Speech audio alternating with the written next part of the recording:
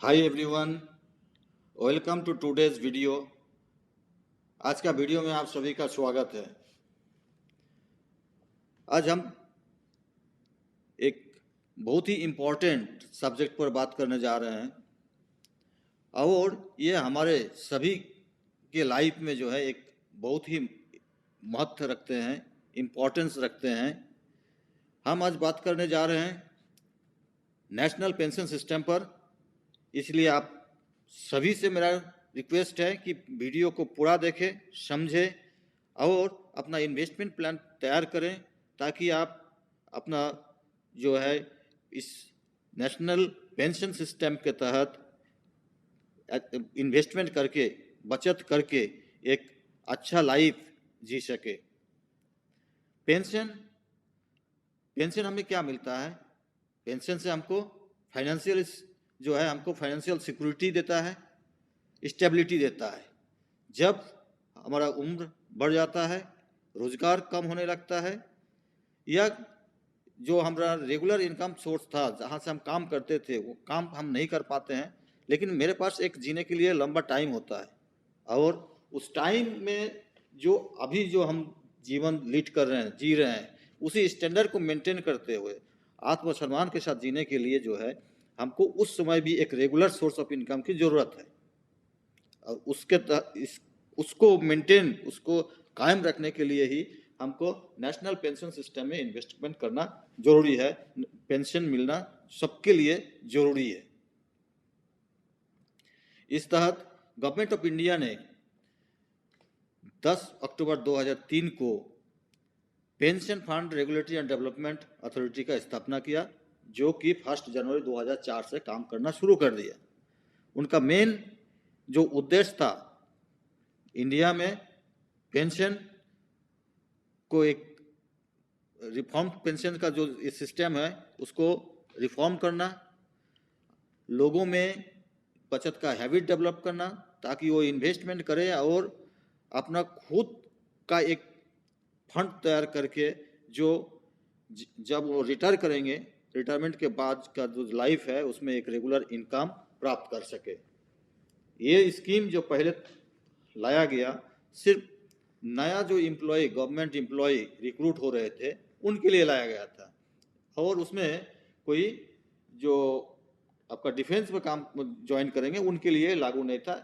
Defence के अलावा, arm force के अलावा जो भी सेंट्रल गवर्नमेंट हो, स्टेट गवर्नमेंट हो, जो भी जहाँ भी आप नौकरी में जाएंगे जो भी पेंशन मिलेगा इस जो नेशनल पेंशन स्कीम था इसके तहत इंक्लूड किया गया, इसी में लाया गया। लेकिन 1 मई 2009 से जो है ये सबके लिए खोल दिया गया, सभी सिटीजन्स के लिए खोल दिया गया कि सभी सिटीजन जो है वॉलंटरीली इस स्कीम के तहत जोड़ सकते हैं और अपना लाइफ का जो आपका जब ओल्ड एज हो जाए अपना उस समय भी अब रेगुलर इनकम प्राप्त कर सके, इसके लिए उनको भी इस स्कीम के तहत वॉलंटरीली जोड़ा गया। इसके तहत एक परमानेंट रिटायरमेंट अकाउंट नंबर मिलता है और उसी अकाउंट नंबर के थ्रू जो है हम अकाउंट खोलेंगे और वो यूनिक नंबर होता है। अगर हम ऑर्गेनाइजेशन चेंज भी करते हैं, एक ऑर्गेनाइजेशन से दूसरे ऑर्गेनाइजेशन में चले जाते हैं, लेकिन वो जो परमानेंट रिटायरमेंट अकाउंट नंबर है वो सेम रहेगा। भले आप एक ब्रांच से दूसरे ब्रांच चले जाएं तो भी आपका अकाउंट नंबर जो है, रिटायरमेंट अकाउंट नंबर, वो सेम रहेगा, चेंज नहीं होगा। इस प्लान के थ्रू हम 2 अकाउंट खोल सकते हैं। एक तो टियर 1 अकाउंट जो मेन अकाउंट होता है जिसमें इन्वेस्टमेंट करेंगे, जो कर्पस तैयार होगा, जो फंड तैयार होगा, उससे हमको रिटायरमेंट के बाद पेंशन मिलना शुरू होगा। और एक टियर 2 अकाउंट जिसके तहत हम वॉलंटरीली जमा करेंगे और हम जब इच्छा हम उसमें से निकाल भी सकते हैं। टियर 1 अकाउंट से हम निकाल नहीं सकते हैं, वो सिर्फ और सिर्फ रिटायरमेंट के लिए रखा गया है। टियर 2 में हम इन्वेस्टमेंट करेंगे, जमा करेंगे और विड्रॉ भी कर सकते हैं, इसमें टैक्स भी बेनिफिट नहीं है। तो आपका मन में ये बात आ सकता है कि जब मेरे पास सेविंग बैंक अकाउंट है तो टियर 2 अकाउंट की जरूरत क्या है? टियर 2 अकाउंट इसीलिए, इस अकाउंट में जो पैसा आप जमा करेंगे वो फंड का जो इन्वेस्टमेंट होगा, जो पेंशन फंड जहां पर इन्वेस्ट हो रहा है, मतलब इक्विटीज में, गवर्नमेंट सिक्योरिटीज, कॉर्पोरेट बॉन्ड में, तो आपका ये फंड भी टियर 2 वाला फंड उसी में जमा होगा और उसमें जो है रिटर्न जो है आपका पाने की उम्मीद ज़्यादा है in comparison saving bank account. इसलिए टियर 2 अकाउंट भी अच्छा इन्वेस्टमेंट अपॉर्चुनिटी देता है। टियर 1 जो जैसे हम बात किए अभी कि ये pension account, mandatory account, tax benefit available है इसमें। जब हम ये टियर अकाउंट 1 अकाउंट खोलेंगे तो हमको खुलने के साथ मिनिमम 500 रुपया से खुलना है, और इसके बाद हम जब भी जमा करेंगे मिनिमम 500, साल में हमको 1000 जमा करना है मिनिमम। मैक्सिमम आप ज़्यादा भी कर सकते हैं, आपका इन्वेस्टमेंट जो बचत होगा उसके हिसाब से आप उसमें कंट्रीब्यूट करते जाए। टियर 1 में जितना ज़्यादा कॉर्पस तैयार होगा उतना पेंशन ज़्यादा मिलेगा, रिटायरमेंट जो लाइफ है वो आप अच्छा से जो फाइनेंशियली स्ट्रॉन्ग पोजीशन में लीड कर पाएंगे, जी पाएंगे। सेकेंड, जो टियर 2 अकाउंट है ये ऑप्शनल अकाउंट है, आप खोल भी सकते हैं, नहीं भी खोल सकते हैं। अगर खोलते हैं बढ़िया, आपका सेविंग्स हैबिट डेवलप होगा, सेविंग्स होगा और अच्छा रिटर्न भी आएगा इन कंपैरिजन टू आपका सेविंग बैंक। इसमें जो खाता खोलेंगे पहला जो कंट्रीब्यूशन हुआ 1000 मिनिमम आपको देना होगा। इसके बाद हर साल इसमें पैसा आप जमा कर भी सकते हैं, नहीं भी कर सकते, कोई ऑब्लिगेशन नहीं है कि आपको मिनिमम इतना रुपया जमा करना ही है, ऐसा कुछ नहीं है। आपके पास पैसा है आप जमा कर सकते हैं, लेकिन जब भी जमा करेंगे मिनिमम आपको 250, ज़्यादा आपका इच्छा जितना भी आप इन्वेस्टमेंट कर सकते हैं। ये खाता के लिए एलिजिबल कौन कौन है? सभी नागरिक जो 18 साल से 70 साल के बीच में है, एनआरआई जो नॉन रेजिडेंट इंडियन है या ओवरसीज सिटीजन ऑफ इंडिया है, वो भी आपका नेशनल पेंशन स्कीम में जमा कर सकते हैं, अकाउंट खोल सकते हैं टियर 1 में। टियर 2 इनके लिए एप्लीकेबल नहीं है, नहीं टियर 2 में खाता नहीं खोल सकते हैं NRI, OCI. Person Indian origin जो है ये खाता नहीं खोल सकता है, ये आपका पेंशन जो फंड स्कीम है, इस पेंशन स्कीम में वो उनको इंक्लूड नहीं किया गया। कोई भी इंडिविजुअल जो कि पहले से कोई पेंशन फंड में है वो भी इसके साथ जोड़ सकते हैं। टैक्स बेनिफिट क्या है? अगर आप सैलरीड क्लास है, पहले से आप कहीं 80C के तहत बेनिफिट के जो ले रहे हैं वो कहीं इन्वेस्टमेंट आप कर रहे हैं, तो उसको कंटिन्यू करने के साथ साथ यहाँ अगर 50,000 तक जमा करेंगे टियर 1 में तो एडिशनल 1.5 लाख के अलावा आपको वो बेनिफिट मिलेगा। अगर टियर 1 में आप 2 लाख तक जमा कर देते हैं तो दोनों भी बेनिफिट मिल जाएगा, 1.5 लाख का 80C के तहत और 50,000 का 80CC1B के तहत एडिशनल बेनिफिट मिल जाएगा। अगर आपका जो सैलरी, बेसिक सैलरी डियरेंस का 10% आप इसमें जमा कर रहे हैं आपका टियर 1 अकाउंट में, वो आपका 80C के तहत 1.5 लाख तक का लिमिट में आएगा। उसके एडिशन जमा करेंगे तो वो 50,000 तक, तो वो 80CC में D1B में आपका 50,000 तक एडिशनल बेनिफिट मिलेगा। इसी तरीक़ा से टैक्स बेनिफिट सेल्फ एम्प्लॉयड के लिए जो है, अगर आप 1.5 लाख का कहीं दूसरे जगह इन्वेस्टमेंट कर रहे हैं 80C के तहत, आप उसको कंटिन्यू करके इसमें 50,000 एडिशनल दे सकते हैं ताकि आपको 50,000 का एडिशनल बेनिफिट इनकम टैक्स में मिल जाए 80CC1B के तहत। इसमें 2 लाख तक का इन्वेस्टमेंट भी टियर 1 में अकाउंट में करके आप दोनों बेनिफिट ले सकते हैं, 1.5 लाख तक का 80C के तहत और ऊपर का जो 50,000 है वो 80CC1B के तहत। अगर आपका टोटल ग्रॉस एनुअल इनकम का 20% तक इसमें जमा कर रहे हैं तो उसका जो काउंटिंग होगा वो 1.5 लाख का जो कैप है 80C उसके तहत आएगा, और रेस्ट इसके ऊपर में जो जमा करेंगे 50,000 तक अगर जमा करते हैं तो 50 जो एडिशनल जमा किए वो 80CC1B के तहत आपको टैक्स बेनिफिट मिलेगा। इन्वेस्टमेंट ऑप्शन, जो फंड है आप इन्वेस्टमेंट कहाँ करेंगे, तो इसके लिए आप चूज कर सकते हैं।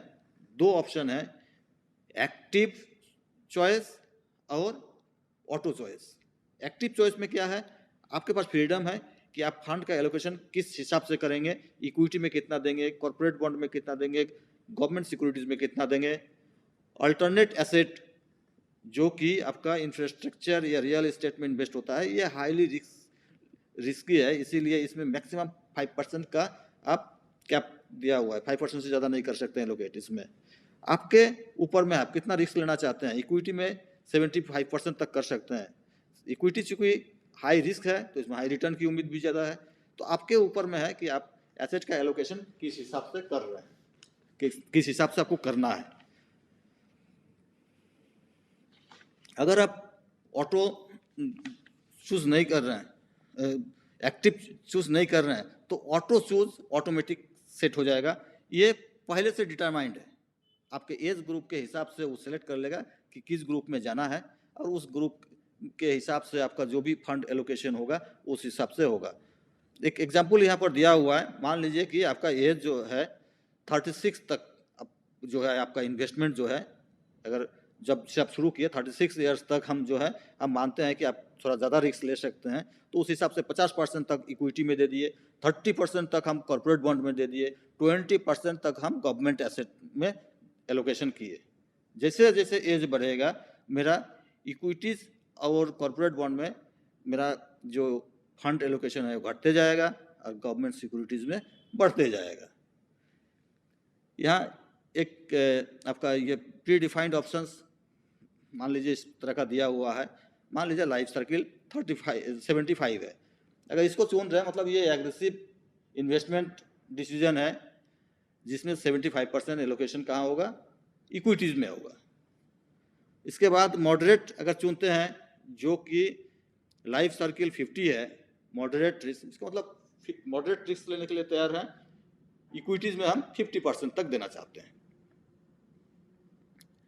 और अगर हम लाइफ सर्किल 25 चुन रहे हैं मतलब हम बहुत ही कंजर्वेटिव है, हमको रिस्क कम लेना है और हम इक्विटीज़ में 25 देना चाहते हैं, रेस्ट जो है मेरा कॉर्पोरेट बॉन्ड और गवर्नमेंट सिक्योरिटीज़ में इन्वेस्टमेंट होगा। तो ये जो है दो ऑप्शन आपके पास है, एक तो खुद आप एक्टिव चूज कर सकते हैं, उसमें आपको डिसीजन लेना है, और अगर एक्टिव चूज आप नहीं करते हैं तो ऑटो चॉइस में आपका आ जाएगा। ऑटो चॉइस में प्री डिफाइंड पहले से डिफाइंड किया हुआ है, आपके एज ग्रुप के हिसाब से फंड इन्वेस्टमेंट होगा। हम आप है कि हम इस फंड से पेंशन स्कीम से कब एग्जिट करेंगे, कब हमको मेरा मैच्योरिटी होगा। एक तो आप 60 ईयर्स जब एज होगा तब आप इससे मैच्योरिटी ले सकते हैं, और इसको जो है आप 70 ईयर्स तक बढ़ा भी सकते हैं। अगर आपको 60 में रिटायरमेंट नहीं लेना है, ये फंड विड्रॉ नहीं करना है, तो मैच्योरिटी से 15 दिन पहले आपको अप्लाई करना होगा कि नहीं हम इसको एक्सटेंड करना चाहते हैं टिल 70 तक, आपका इच्छा जब तक चाहते हैं उसको आपको करना है। अगर मान लीजिए कि आप रिटायरमेंट 60 में ले लेते हैं तो आपको मिनिमम जो फंड बना अभी तक इन्वेस्टमेंट करके, धीरे धीरे इन्वेस्टमेंट करके, उसमें से 40% आपको एन्युटी स्कीम में जाएगा, जिससे आपको पेंशन हर महीना पेंशन मिलेगा। रेस्ट जो 60% मिला है इसमें आपको विड्रॉ कर लीजिए एक साथ, या इसको भी आप चाहें कि नहीं हम धीरे धीरे लेंगे, 70 साल तक धीरे धीरे कुछ कुछ लेते जाएंगे, तो ऐसे भी आप कर सकते हैं। उसको एक बार भी ले सकते हैं और इंस्टॉलमेंट में 70 ईयर्स तक अप टू एज आप 70 ईयर्स तक भी ले सकते हैं। तो 100% में 40% एन्युटी में चला गया, और 40% जो कॉर्पस अब विड्रॉ करेंगे उसमें भी टैक्स नहीं लगेगा। तो रेस्ट जो 20% बचेगा उसमें आपका जो है वो उसमें जो विड्रॉ करेंगे उसमें जो है टैक्स लगेगा। 60 साल से पहले हमको विड्रॉ कर सकते हैं या नहीं कर सकते हैं, हम इस स्कीम से निकल सकते हैं या नहीं निकल सकते हैं, निकल सकते हैं, लेकिन 10 साल कंप्लीशन के बाद, जब 10 साल कंप्लीट हो जाएगा उसके बाद आप कभी भी इससे निकाल सकते हैं। लेकिन उस केस में क्या होगा, 20% जो है आप लमसम निकाल सकते हैं, और 80% जो इन्वेस्टेड अमाउंट है वो आपका एन्युटी स्कीम में जमा होगा, जिससे आपको पेंशन मिलेगा। इस स्कीम से हम कभी पार्ट विड्रॉल हो सकता है कि नहीं, टियर 1 अकाउंट से, टियर 1 अकाउंट से पार्ट विड्रॉल संभव है। अगर आप कोई एम्प्लॉई अपना कंट्रीब्यूशन इसमें जमा कर रहे हैं और अपना सेविंग्स से लॉक इन पीरियड 3 साल के बाद 25% तक निकाल सकते हैं, और पूरा जो पीरियड होगा उस पीरियड पूरा होल जो पीरियड खाता रनिंग करेगा उसमें 3 ही बार ये फैसिलिटी अवेल आप कर सकते हैं। अब ये खाता खुलेगा कहाँ? खाता, इसमें पॉइंट ऑफ प्रेजेंस मतलब बैंक, फाइनेंशियल इंस्टीट्यूशन को यहाँ पर पॉइंट ऑफ प्रेजेंस बोला जाता है। वहाँ पर आप जाके कोई भी bank, post office, financial institution में फिजिकल फॉर्म जमा करके, केवाईसी डॉक्यूमेंट, पैन कार्ड, आधार कार्ड जमा करके, फोटो देके खाता खोल सकते हैं। दूसरा, आप ENPS का साइट है, जो कि हम यहाँ पर URL दिए हुए हैं, उस साइट पर जाके भी आप खाता खोल सकते हैं। उसमें आपके पास मोबाइल नंबर, ईमेल आईडी और एक बैंक अकाउंट, जो कि आपका इंटरनेट बैंकिंग इनेबल्ड हो, इंटरनेट बैंक, वहाँ से आप फंड ट्रांसफ़र कर सकते हैं, जमा कर सकते हैं NPS अकाउंट में। तो इस साइट में आप जब जाएंगे तो पहला जो है एप्लीकेंट टाइप आएगा, इंडिविजुअल, कॉर्पोरेट, गवर्नमेंट एम्प्लॉय, तो आप चुन लीजिए। इंडिविजुअल है तो इंडिविजुअल चुन लीजिए आप। नेक्स्ट आएगा उसी में स्टेटस ऑफ एप्लीकेंट, अब सिटीजन ऑफ इंडिया है, NRI है, OCI है, तो सिटीजन ऑफ इंडिया आप सेलेक्ट कर लीजिए।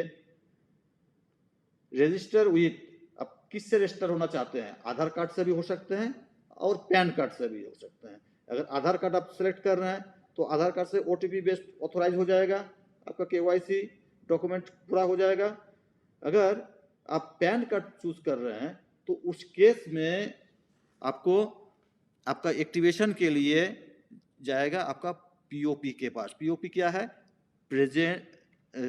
पॉइंट ऑफ प्रेजेंस, मतलब आपका बैंक जहाँ पे अकाउंट है वहाँ जाएगा, वहाँ से KYC वेरीफाई होके आएगा, तो KYC वेरिफिकेशन का काम हो जाएगा। नेक्स्ट जो है आपका जो भी मैंडेटरी डिटेल्स है उसको आप भर दीजिए। उसी में एक ऑप्शन आएगा कि आप किस तरह का खाता खोलना चाह रहे हैं, आप Tier 1 अकाउंट चाहते हैं या दोनों, Tier 1, Tier 2। तो आप अगर दोनों अकाउंट खोलना चाहते हैं तो Tier 1, Tier 2 में आप ऑप्शन को चूज कीजिए। अगर सिर्फ Tier 1 अकाउंट खोलना चाहते हैं तो Tier 1 ओनली वाला ऑप्शन को आप चूज कर लीजिए। नेक्स्ट आपको उसी में आपका आधार नंबर देना है, OTP आएगा, OTP जनरेट करेंगे, उसके बाद फंड ट्रांसफर करेंगे। इस तरह से आप खाता को ऑनलाइन घर में बैठ के आराम से 15 मिनट, 20 मिनट, आधा घंटा दे के NPS अकाउंट अपना घर में बैठ के खाता को खोल सकते हैं और इन्वेस्टमेंट करना शुरू कर सकते हैं। नॉमिनेशन फैसिलिटी भी इसमें अवेलेबल है, कोई भी इंडिविजुअल को आप बना सकते हैं, कोई कॉरपोरेट या ट्रस्ट को नहीं बना सकते हैं। मैक्सिमम 3 आदमी तक हम इसको शेयर कर सकते हैं, एक आदमी को भी बना सकते हैं, 2 को बना सकते हैं, मैक्सिमम 3 आदमी को सिलेक्ट कर सकते हैं। और किसको कितना परसेंटेज देना है, सबको बराबर 33% देना है या 34 होगा, फ्रैक्शन में नहीं होगा। जब भी देंगे हमको देना है पूरा 50-50, 2 आदमी में दे दिए 40-60 दे दिए, या 3 आदमी में 40-40-20, आपको 100 पूरा देना है। और हम कोई माइनर है तो उनको भी नॉमिनेशन दे सकते हैं, उनका नाम से नॉमिनी कर सकते हैं, उनका डेट ऑफ बर्थ चाहिए और उनका गार्जियन का डिटेल्स हमको भरना है। अब इस फंड को रेगुलेट कौन करते हैं, इसका रेगुलेटर कौन है, इसमें कौन कौन सा एंटिटीज है जो फंड को मैनेज करते हैं, पूरा सिस्टम उस पर चलता है। तो पहले हम लोग ऑलरेडी डिस्कस कर चुके हैं। इसमें है आपका pension fund regulatory and development authority, जो कि एक ऑटोनोमस बॉडी है और गवर्नमेंट ऑफ इंडिया ने इसको सेटअप किया है ताकि इंडिया में जो है पेंशन मार्केट को ये रेगुलेट कर पाए। दूसरा है point of presence. Point of presence क्या है, इसमें 58 इंस्टीट्यूशन है, public sector banks, private banks, private financial institution, post office, इस तरह से 58 इंस्टीट्यूशन हैं जहां पर जाके हम फिजिकली भी खाता खोल सकते हैं, ऑनलाइन भी खाता खोल सकते हैं, या मेरा अकाउंट जहां पर है वही मेरा जो है POP मतलब पॉइंट ऑफ प्रेजेंस हुआ। कोई भी सर्विस हमको लेना है POP में जाके हमको लेना है। इसके बाद एक है सेंट्रल रिकॉर्ड कीपिंग एजेंसी, आपका जो भी रिकॉर्ड है, क्या इन्वेस्ट हो रहा है क्या नहीं हो रहा है, वो जो पूरा डिटेल्स उनके पास रहेगा, वो NSDL है, नेशनल सिक्योरिटीज डिपॉजिटरी लिमिटेड जो है, ये हमारा इस पेंशन जो स्कीम है उसका सेंट्रल रिकॉर्ड कीपिंग एजेंसी है। और एक जो फाइनल है इसमें annuity service provider. Annuity service provider क्या है? Annuity service provider insurance companies, जब मेरा फंड रिटायरमेंट हम ले रहे हैं उसके बाद हमको पेंशन लेना है तो हमको एक जो है एन्युटी सर्विस प्रोवाइडर सेलेक्ट करना है। अभी 13 जो है आपका एन्युटी सर्विस प्रोवाइडर है जो कि आपको इंश्योरेंस आपका जो पर्पस होगा उसको मैनेज करेंगे और मंथली आपको पेंशन देंगे। ये कौन कौन है? इसमें SBI लाइफ इंश्योरेंस कंपनी है, LIC ऑफ इंडिया है, HDFC लाइफ इंश्योरेंस है, ICICI prudential life insurance, Kotak Mahindra life insurance. इस तरह से 13 इंश्योरेंस कंपनी है जो कि एन्युटी सर्विस प्रोवाइडर है और वो आपका फंड उसमें से आपको कोई एक सेलेक्ट करना है, उनके पास फंड चला जाएगा और उन्होंने ये फंड से आपको हर महीना पेंशन देना शुरू करेगा ताकि आपका जीवन जो है पूरा होल लाइफ आप एक ही लिविंग स्टैंडर्ड में जीवित रह सके, गर्व के साथ जीवित रह सके, आत्मसम्मान के साथ जीवित रह सके। तो आप सभी से मेरा रिक्वेस्ट है कि आप इसको बढ़िया से समझे, सुने और अपना डिसीजन ले और जितना जल्दी हो सके आप नेशनल पेंशन स्कीम के तहत अकाउंट खोलें ताकि आपका जितना लंबा पीरियड होगा उतना कॉर्पस आपका फंड जो जमा होगा वो ज़्यादा होगा, पेंशन अमाउंट भी उस पर डिपेंड करेगा, पेंशन अमाउंट भी अच्छा रहेगा। हम चाहेंगे सभी इस स्कीम के तहत जुड़ें और आपका लाइफ को सिक्योर करें, अपना परिवार का जो फ्यूचर है उसको आप सिक्योर करें। उम्मीद है वीडियो अच्छा लगा होगा। अच्छा लगा तो ज़रूर आप लाइक करेंगे, शेयर करेंगे और सबसे रिक्वेस्ट है सब्सक्रिप्शन जरूर कर लेंगे ताकि अगला जो वीडियो का नोटिफिकेशन है आप तक समय पर पहुंच सके और इस चैनल से आपको लाभान्वित हो सके। Thank you for watching this video. All the best. जय हो।